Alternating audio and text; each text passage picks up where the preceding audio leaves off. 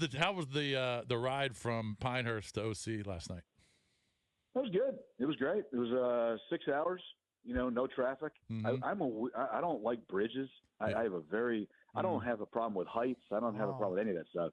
I have a very weird feeling when I drive over bridges. And yesterday I had to drive over. I think the Chesapeake Bay Bridge is the worst bridge in the world. But that Chesapeake Tunnel Bridge thing. Yeah. When you're in Norfolk. That thing it's like 16 miles long or whatever. Is that the one? Oh my. Yeah. God. Hey, I was sweating. Also, hey, Sandsy. Sweating. My both hands on the wheel, 10 and 2, driving 48 in the right lane, sweating my butt off. Let's that thing is let's scary. give an honorable mention to the bridge that connects, I think it's Virginia to Southern Maryland. Is that the Harry Nice Memorial? That's the worst bridge on earth. That's a scary one too, my friend. Have you been on that one? No, I have no interest. None of it. Seriously. Next time I do that, I might just drive like all the way up to Newark, Delaware, where the great Val Sands is from, and take a right on Route 1 and just take the extra hour and eat it so I can drive on land. Those bridges, man. Well, you know what you can do? I know at the Bay Bridge, you could just pull over and have and sit in the passenger, and somebody will drive you over. Yeah, like an escort. You'll get escorted. Listen, I can't tell you how many times my family, who obviously they know me well, I can get over them. I just get so nervous. Yeah. I get clammy. It's very strange. Yeah. But anyway, I've seen people do that, and I just. Humiliating. Not that I need to man up, but it's humiliating. I can't do that. I've got to be able to get over it. So I get over it. When I get back on those four wheels, get on land, I'm just like, whoa, man, it's like a fever break. You love hitting the Kent Island. But, when you get to Kent Island, you feel like Kent Island. I went over one of those bridges. I can't even remember where I was. Oh, it was the Delaware Bridge, which is a nothing bridge. Yeah. And it was literally the day after the incident in Baltimore where the Key Bridge went down. And there were like 19 cops around it. And sure enough, there was a friggin' ship heading right towards it. Right. I almost pooped my pants. I barely got through it. Let me tell you something. I never move my head on a bridge. I just kind of move my eyes like one of those weirdo like meme things.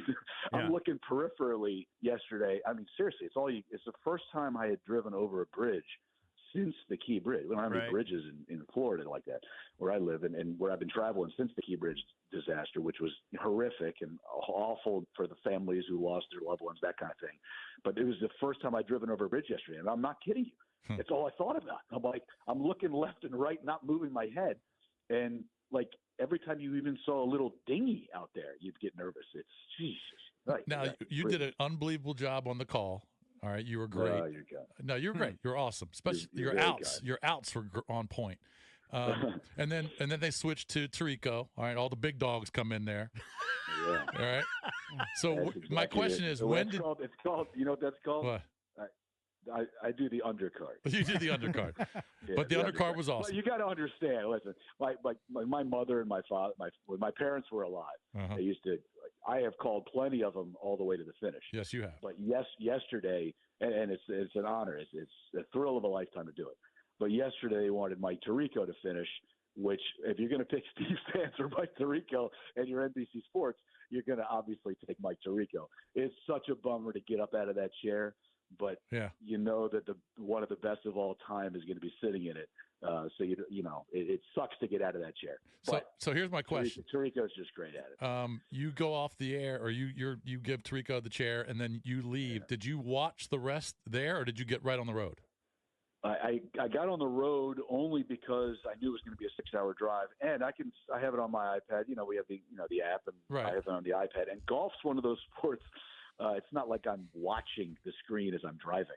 Right. Golf's one of those sports where you can, it's like watching it on TV. You can kind of fall asleep from like 9 to 11, wake up, and you haven't missed anything. You would never do that in your life in football or basketball or hockey. But baseball and golf, I think you can kind of pseudo, almost like radio, how romantic radio is with baseball.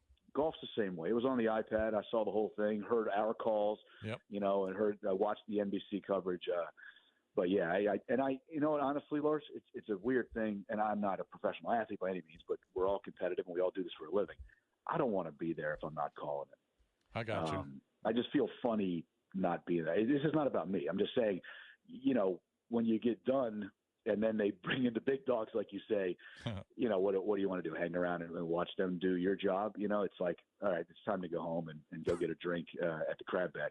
You know, let's go. Gotcha. Sansi, EB hates Pinehurst #2 like you hate driving across bridges. Can you try to sell him on why it's such a great venue for the majors? I think they're there 4 more times, like between now and 2047. So the USGA loves it. They do. It's one of these things called an anchor site now, along with Winged Foot and Oakmont and Shinnecock and Pebble and Marion and, you know, that kind of thing. They're bringing the U.S. Open kind of back to where they should be played. And the setups should be the way that the USGA and the U.S. Open have always been. They kind of lost their way there in the middle of the last decade. And I think Pinehurst is different. You can love it or hate it. I feel like Pinehurst #2 is a lot like Notre Dame football. You know, it's a love or hate thing. Mm-hmm. I happen to think it's good golf and it's cool looking. I prefer the Oakmont, Winged Foot, Shinnecock, Pebble, Marion type of situation. But I mean, my gosh, was that dramatic yesterday? I mean, all through the 4 days. Mm-hmm. I mean, when I got there on Monday night, I was like, man, the whole village, Pinehurst, it's just all about golf. Yep. And I think that the drama of yesterday only enhances the golf course. That's what happens at majors. It's like we say this every year when we're on the radio with you guys. At Augusta National is the star of the show the week of the Masters, and then the players fill in the gaps. I think Pinehurst #2 is an awfully big star the last 4 days, and I think that bodes well moving forward. It's a great golf course. It's different. There's no question, but it's a great golf course. Yeah, and those guys aren't used to it. I mean, Scheffler clearly, it's the toughest course he's ever played probably, and he maybe if next time it's there he'll play much better. But he couldn't figure out the greens, and Rory bogeying 3 of the last 4. He had a 2-shot lead for about 5 minutes. All right, but he still had a 1-pop lead after Bryson birdied 13. And then he gets into this bogey mode where he's missing 3-footers, which he hasn't missed the entire year. Your thoughts on those putts? Did he kind of crumble under the pressure, or were they just difficult putts to make? Oh man, he crumbled under the pressure. Yeah, that's a tough one, man. I was literally before we came on with you guys, I was downstairs walking the dog, and again, I'm going to drop Joe Preston's name, my buddy Joe. You guys know Joe. You played basketball with him much, I think. And I think I know him. Yeah. Anyway, we were talking. You guys have met. You've met all my idiot friends, and we were just talking downstairs, literally, about the finish. He was leading by 2. This is Rory McIlroy here. You know, we're not talking about a run-of-the-mill guy here. Leading by 2 shots on the 15th tee and lost in regulation to a guy who did not make a birdie on the last 4 holes. Mm-hmm. That's inexcusable. That cannot happen. The tee shot at 15 was not good. Made a bogey there. Okay. 16, 2.5-foot putt. Come on, man. Yep. You have to make that. You have to make one of those 2 putts. Made a heck of an up and in on 17. And then on 18, are you the best driver of the golf ball in the world, or are you not? Mm-hmm. And when you're on 18 and you're tied for the lead and you've got a chance to prove to everybody that you are the best driver of the golf ball on the planet, which he is, and he didn't hit the fairway. And then he got himself in trouble, and then he got out of trouble. And then he had a 3.5-foot putt, and he missed it. You have to make one of those 2 putts. You have to if you're Rory McIlroy. And Bryson DeChambeau hit the ball all over the place. I think 2 things are true. I think that Rory McIlroy absolutely yacked that one away, and I think that Bryson DeChambeau absolutely was the best player over the course of 4 days. But it shouldn't have come down to that. Rory should have won. Right, but how iconic will that shot be by Bryson saving par there, getting up and down from the bunker? I mean, that's going to be one of the all-time greats. That bunker shot, that's the hardest shot. You hear that phrase all the time in golf. The hardest shot in golf is the long bunker shot. I'm not talking about a fairway bunker where you're hitting it 200 yards like Sandy Lyle in 88 at the Masters. That's different. I'm talking about that 55-yard touch shot. And I thought it was really interesting. Bryson wanted to be in that final group. I think a lot of guys, everybody wants to be in the final group, but I should say that. Not everyone wants to be in the final group. Some guys like to be in the second to last group because it's perceived to be less pressure in the second to last group as opposed to the final group. Well, Bryson said afterwards, being in the final group was a huge advantage to him because he saw McIlroy make the bogey at 15. He knew what he had to do. Yep. Exactly. He saw McIlroy miss a short putt at 16, and then at 18, I thought this was really interesting afterwards. Bryson said he saw him make the bogey at 18, and that was before he hit his second shot underneath that tree. So Bryson looked at his caddy and said, hey, we've got this. Let's do this. Right. He knew that he didn't have to make a 3. You know, he knew that he was able to make a 4 and win, and that pumped him up. So I think that the finish on Saturday was enormous. McIlroy was bogey at the end, or bogey 2 of his last 3 at the end on Saturday. Bryson made a couple of birdies coming home. That's how he got to 7 under par.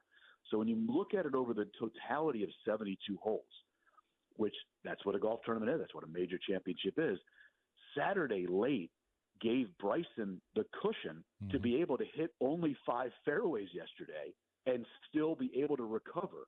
You've got to play the whole thing out Thursday through Sunday.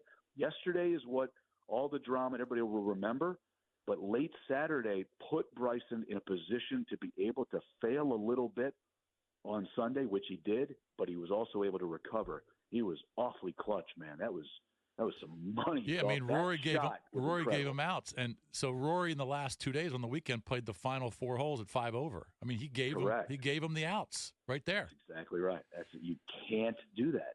And when you're an all-time great like Rory, oh man. But to go back to your point, the 55-yard bunker shot is as good a shot as you can possibly hit in that circumstance, in that scenario, under that type of pressure, and that particular shot, which is absolutely the most difficult shot to execute in all of golf. That was a brilliant golf shot. I was surprised he splashed it too and just like pick it, because it's even harder to splash it like that and carry it that far and then kind of estimate the rollout. It was just remarkable. How about leaving it underneath the hole? Now McIlroy was short of the green, not in the bunker. He got a break and wasn't going. The ball looked like it was going to bound into the bunker. Yeah. It actually took a little bit of a left turn, ended up short. He hit a nice pitch. He did, but he left it above the hole. Right, and that's what killed him. Exactly. So he was tentative. He came out of that putt. You could see it right away. Whereas Bryson left it 4 feet underneath the hole, and he could aggressively roll that one in and win the U.S. Open. Man, that was holy smokes. That was. Dude, I know we got to go, but this is and there's all this PGA Tour Live stuff. I don't care about any of that. Bryson right now is like Scotty Scheffler's amazing for golf, but he's kind of dull. Like we all love him, but he's kind of dullish. He doesn't show the emotion. But Bryson is exactly what we need, I think, in a post-Tiger era. Somebody's got to step up and be entertaining and be, charismatic. I mean, how many other players would act like that, like Bryson did? I couldn't think of any. There's nobody. Yeah. It's Bryson and the field. Right. I mean, literally, when you're dealing with personality and the brute strength and the emotion of it all, nobody acts like that on a golf course. And let's face it, it's genuine, man. I've blasted Bryson before, probably on your guys' show. I've said, things about Bryson that were all true. Mm-hmm. But you know what we all forget? I know you guys got to go, but we forget, because we're all getting old, or we already are old. These guys are kids, man. Mm-hmm. And they come out and they are in front of the world and they're making millions of dollars and they got everything coming their way and all kinds of stuff. And we forget that they're kids. You got to let them grow up a little bit. If we all got $100 million when we were 23, 24 years old, we probably would act like idiots too sometimes. Correct. And, you got to let them mature. So I think that in the last year or so, Bryson has, missed the limelight because he plays on Live and doesn't get to have fans and big TV audiences. He lives for those moments. He embraces those moments. And we all forget also, not only do we need to let these guys grow up, but golfers, athletes, they're not just golfers and athletes. They're performers. And he misses the crowd. He misses the energy, misses the juice. And hopefully in the next couple of days we get an announcement that there's going to be some type of coming together with it all. Because I think, to your point, Scottie Scheffler's the best player in the world. He's proven that over the last 5-6 months, no question about it. But the most dynamic player in the world and the person who's bringing people to the game to watch it and play it is Bryson. And I think coming together now might be more important than ever before because of what Bryson's done at the PGA and now winning the US Open. Sanzi, love it as always. I got a million questions for you, but we got to go. Man. Have a good week. Have fun this week. We'll be watching you at the Travelers, bud. Anytime, Phil.